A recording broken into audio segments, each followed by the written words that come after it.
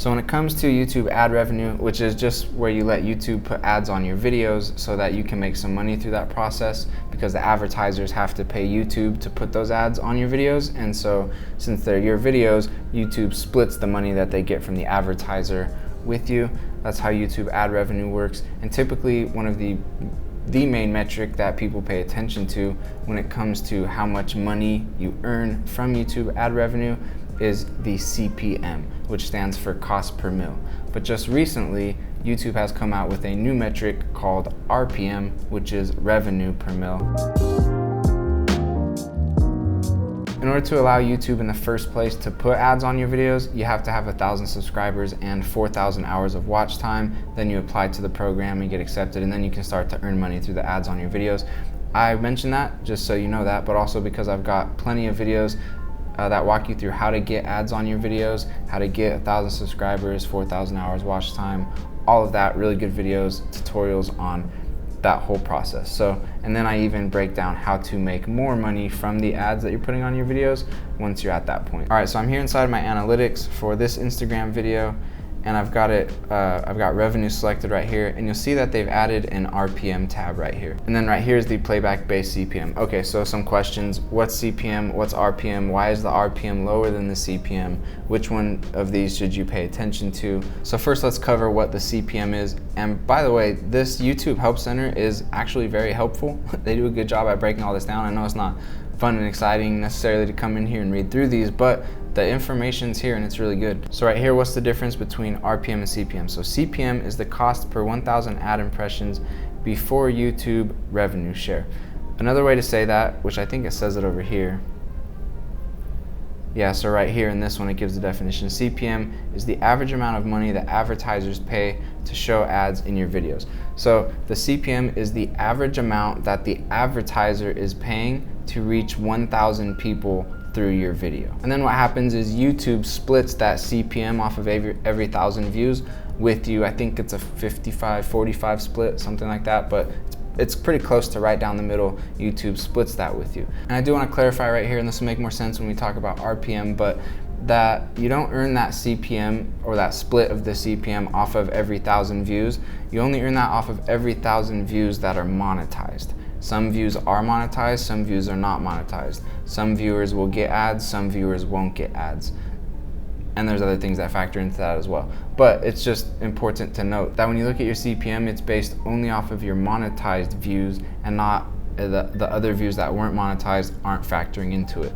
So what the RPM is doing is factoring in all of those other views that weren't counted in the CPM and giving you what would essentially be a truer cost, a truer how much you're earning per every 1,000 views. Because now it's not what an advertiser is paying per every 1,000 views, and it's not only counting the monetized views, but now it's looking at all the views on your channel or on the video as a whole, including every single view, even the ones that weren't monetized, and then basing an RPM, giving you a here's how much you're earning per every 1,000 views off of all of the views collectively. So in case my wording right there was confusing, we can try and use YouTube's words right here. They say it only takes into account the revenue from ads and the views from the videos that we're monetizing.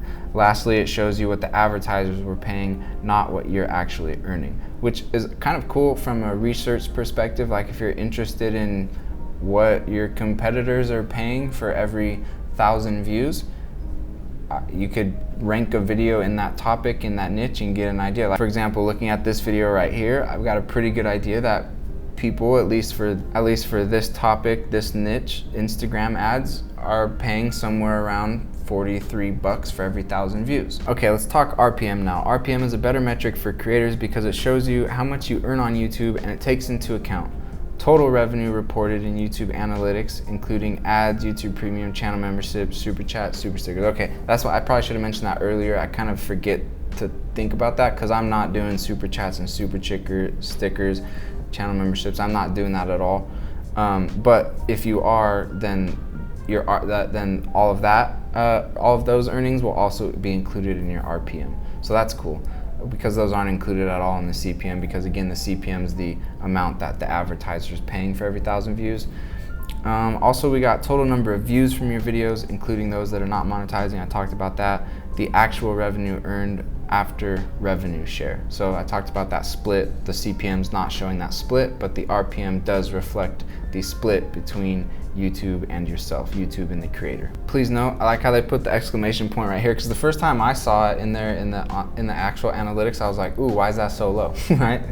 But it makes sense, completely makes sense. It's a ratio that includes revenue that is calculated after YouTube's revenue share and the total number of views. It will typically be lower than your CPM. You shouldn't see a difference in the actual amount of revenue that you make. Okay, right here, this is good to know. It's good to hear it right from YouTube's mouth. I've said this in my other videos, but in order to improve your RPM, in other words, how to make more money, here's what you need to do. Here's some steps to maximize.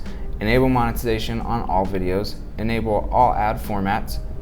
Enable ads at eligible positions.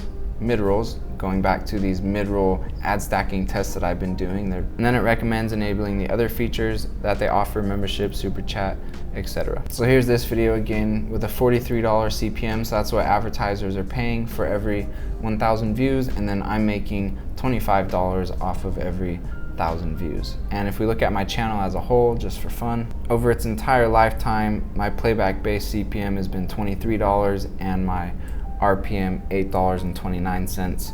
And that makes sense that it's quite a bit lower for the reasons that we talked about, and then also because there was a good chunk at the beginning of my channel, and then I just have some videos that straight up aren't monetized. And for more ways to increase your RPM, check out my ad stacking test videos, and then also the videos I've made about my CPM. Again, new metric here, RPM.